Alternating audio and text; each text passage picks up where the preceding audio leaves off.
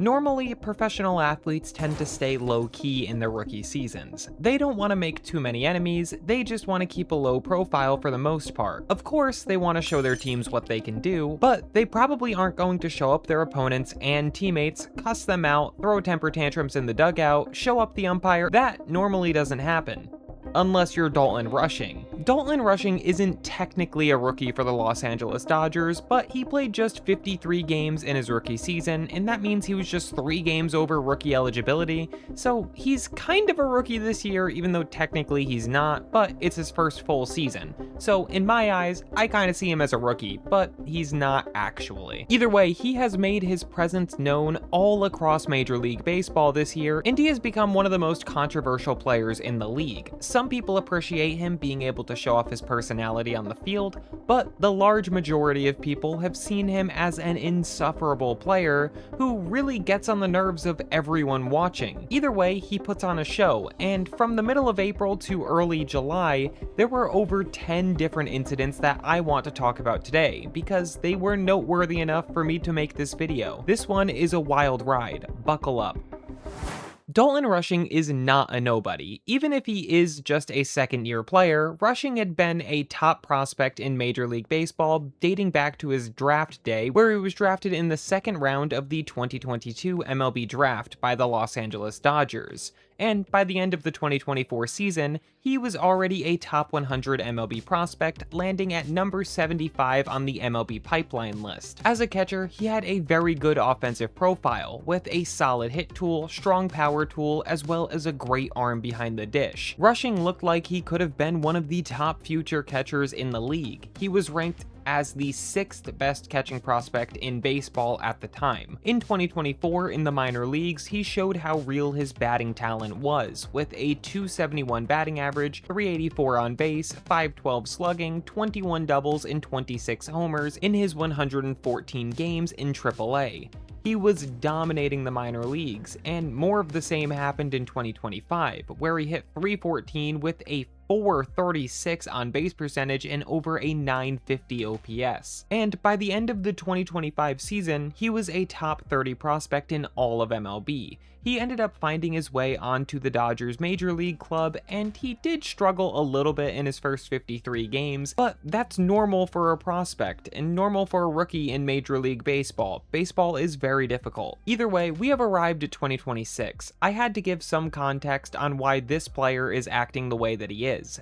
Maybe it's because he got a World Series ring in his rookie season with the Dodgers, maybe it's an inflated ego because of his top prospect status for the last 3 seasons, or maybe he's just genuinely a hothead that likes getting into controversies because he thinks it's fun. We really don't know, but what we do know is he's done a lot in Major League Baseball this year, and it's time to talk about it. This video is sponsored by SeatGeek. The NFL season is next month, MLB playoffs is in 2 months, and there's no better time to go to live sporting events than right now with SeatGeek. I use SeatGeek because it's the easiest and most convenient way to buy tickets on the entire market, and with over 35 million downloads, it's the #1 rated ticketing app, so people tend to agree with me. There are over 70,000 different live events listed at any given moment, including live sports games, concerts, and festivals, so no matter what you want tickets for, SeatGeek has you covered. I love using SeatGeek because of how easy it is. When you're scrolling through an event that you want to attend, you just look for green tickets. Green means you're getting a great deal. And if you're getting a great deal, it might be a good idea to purchase those tickets. And of course, I have a code for you guys. You can use code PESKY10 at checkout for 10% off of your next set of tickets at SeatGeek. That's 10% off any tickets with promo code PESKY10. Make sure you click the link in the description to download the app and have the code automatically added to your account so you can use it later. Thank you once again to SeatGeek for sponsoring this video. On April 18th came Rushing's first controversial moment, where after a loss to the Colorado Rockies of all teams, Rushing stated this. I think it could have been a little bit of both sides. I think they had a good game plan as an opposing team, and maybe I pitched into their game plan as far as calling pitches. I'm not 100% sure. I think it's odd, some of those hitters that do what they do. They go up there and they were only the first pitch that was thrown. So it's fishy. But he was obviously implying that the team was cheating. Now, as hilarious as it is to imply that the worst team in the entire league is cheating, it's insane to hear an actual MLB player say something like that. You never really hear something like that unless it's a confirmed cheating scandal like the 2017 Astros, where players called them out left and right. But for a player to claim that something was fishy because they had gotten beaten, that's kind of a bad look. This was Rushing's first real controversy. There wasn't really anything controversial that I found back from his college days, minor league days, or his 2025 cup of coffee season, so this really was his first controversy from what I've seen. This call out of the worst team in baseball, saying that they were just a little bit too good to not be cheating, was the start of the slippery slope that Rushing would find himself in throughout the rest of the 2026 season. Now, his next controversy took a long time to develop. This one wasn't going to just happen right away. We were going to have to wait a long time for the next one. I'm just kidding, it came 3 days later on April 21st. The rest of April was an insane ride for Rushing. Something must have happened off the field or something for him to have been this on edge throughout the entire second half of the month. But that's obviously just speculation, and I don't know if that's true, I'm just talking. What doesn't seem to be speculation is what happened while the Dodgers were playing the Giants. Jung-Hoo Lee, an outfielder for the Giants, slid into home on a play at the plate, and he seemed to injure himself. While walking off the field, Dalton Rushing looked to mouth the words, "F him." This is almost 100% what he said, but technically it can't be confirmed. Personally, I don't know how bad this really is. It's a heated rivalry, and although it's extremely cold, this is just kind of how professional sports go. It's definitely not a good look though, and you can't argue that it is, and it was clear that the Giants were not happy with this either. They proved this when Logan Webb drilled Rushing with a fastball 2 days later. Now, Webb said that this wasn't intentional, but look at the pitch and look at the pitch before it. It was intentional, and it makes sense after the clip of what Rushing said went viral. The Giants wanted to show the kid that it wasn't okay to act like that in Major League Baseball. But later in the game, Rushing showed that no one can police him. Rushing slid into second base, and it was a dirty slide. This one was also clearly intentional in my opinion, getting revenge for the hit by pitch, and the Giants were not happy again. The umpire say it's double play because he has like two wheelie feet, and then that's, for me, it's not no good. It's not good baseball there. So it's not clean baseball there. So we just think that was dirty. I mean, it's dirty, but for me, this is baseball for me. Rushing said that this was a slide that he learned in college, not something that was dirty. He was just trying to stop the double play.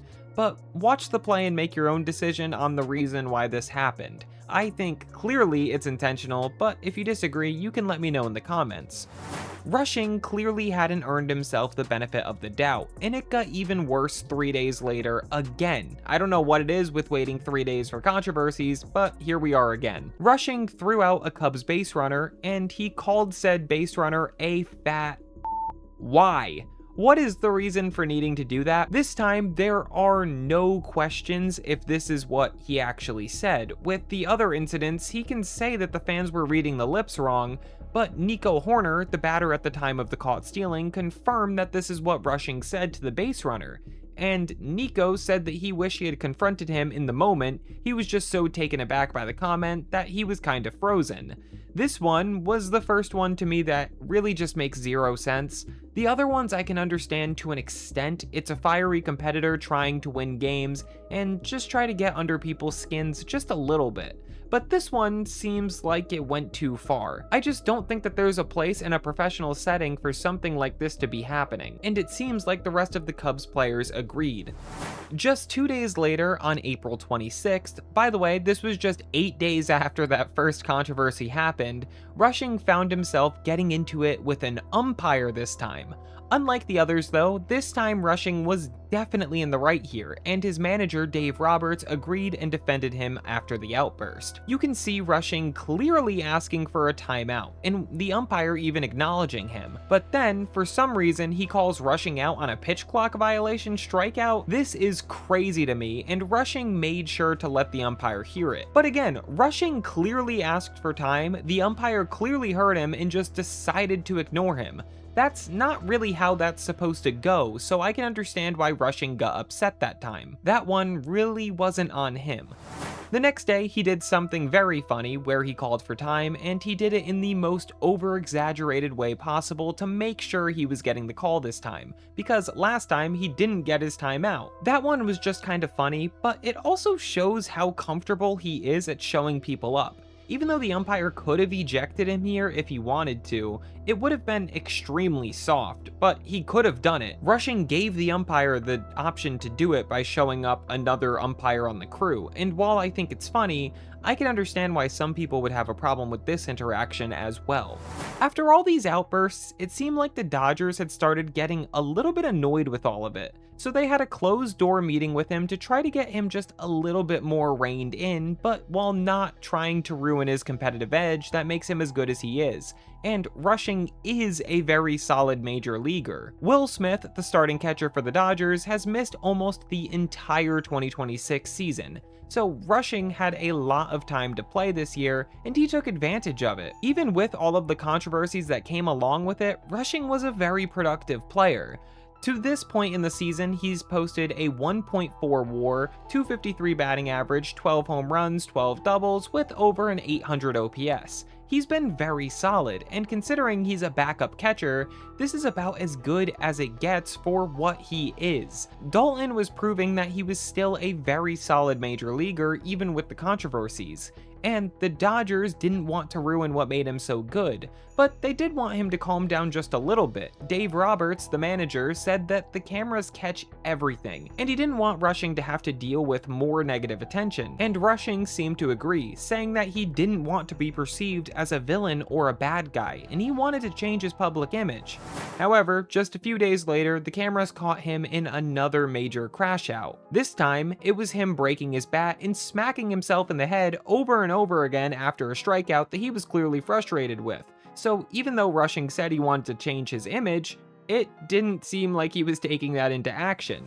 10 days later, another very small incident happened where he took a pitch, it was called a ball, catcher William Contreras challenged the pitch, Rushing turned around and said to Contreras, "That's a ball," and the scoreboard proved almost immediately that he was wrong and the pitch was in fact a strike. This one is not a controversy, it's really just a fun moment that if it was from anyone else in the league, no one would have batted an eye, but because this happened to Rushing, it once again went viral on social media because it was seen as Rushing making a fool out of himself. Although again, I don't really have a problem with this one at all either. On June 9th, basically another 10 days later, Rushing had his second hard slide into second base, and once again, people were mad at him.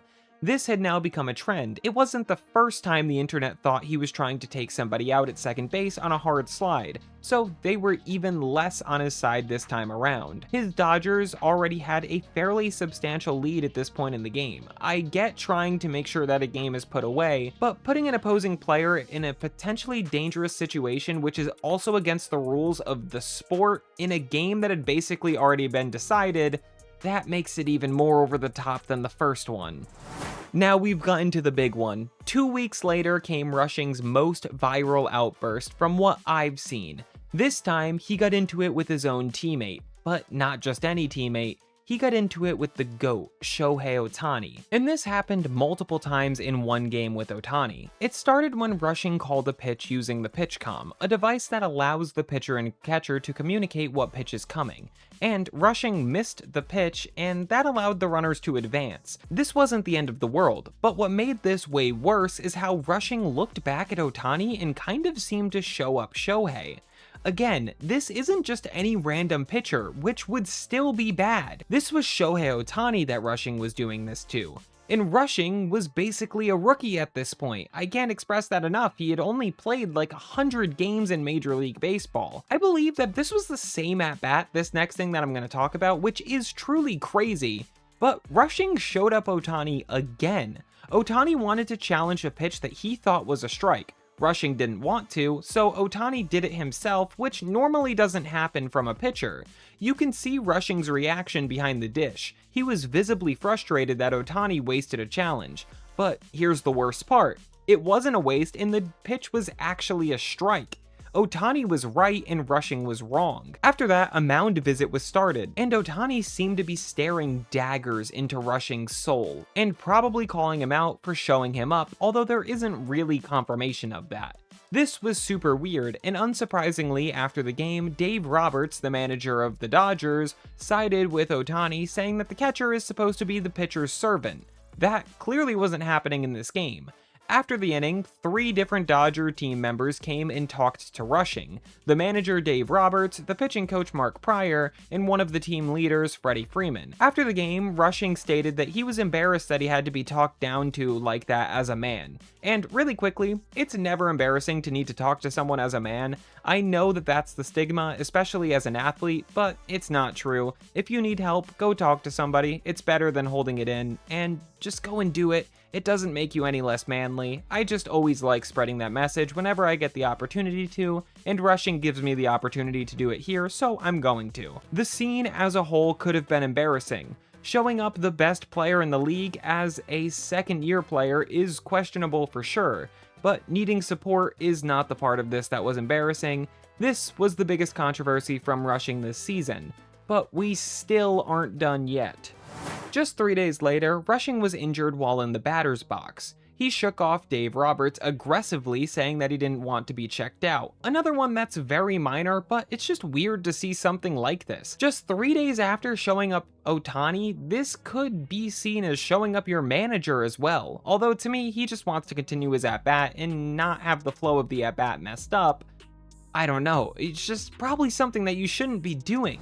A few days later, another thing happened. It's kind of crazy, I still have more to talk about. I feel like I've been scripting this video for hours. This time, there was a benches clearing incident to talk about after another play at the plate. Rockies outfielder Cole Carrig collided with Rushing at home plate. And remember what I said earlier in the video. His first controversy came when he called the Rockies a bunch of cheaters. Either way, Carrig said something looking towards the on-deck circle, but Rushing thought the comment was directed at him. And then the benches cleared on all the baseball stuff where nothing ever actually happened, and that was that. This was the last real controversy, and Rushing ended up getting injured a few weeks ago. But I do think he will probably return at some point this season. With his villainous energy, I am extremely curious to see how this will translate into the playoffs. He might even be more over the top, or maybe he'll be more focused on winning. Either way, the run that Dalton Rushing has been on throughout his first full season of Major League Baseball has been nothing short of a wild ride, and it's been pretty fun to watch overall.